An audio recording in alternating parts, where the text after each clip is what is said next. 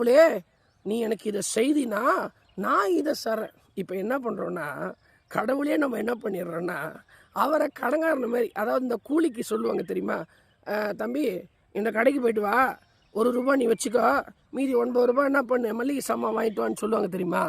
அந்த மாதிரி கடவுளே எனக்கு இதை செய்தினா நான் இதை தருவேன். நல்லா புரிஞ்சுக்கிட்டீங்களா? நீங்கள் இதை செய்தீங்கன்னா நான் இதை தருவேன். ஆனால் ஆண்டவராகிய இயேசு நம்மளுக்கு என்ன செய்தாருன்றத சத்தியத்தை நிறைய பேர் அறியாமலே இருக்கிறாங்களே. வானத்தையும் பூமியும் உண்டாக்கினாரு, தாயின் கருவிலிருந்து உங்களை தெரிந்து கொண்டாரு, உங்களை பெயர் சொல்லி அழைத்தாரு, உனக்காக இந்த மண்ணுக்கு வந்து அவர் மனிதன் ஆகி 33 வருஷம் உயிர் வாழ்ந்து அவர் கல்வாரி சிலுவையில் உனக்காகவே தன் சொந்த ரத்தத்தை எல்லாத்தையும் சிந்தி 40ற்கு 9 குறைய சவுக்கடிகளும் ஆணிகளும் முள் கிரீடங்களையும் அவர் சுமந்தார்.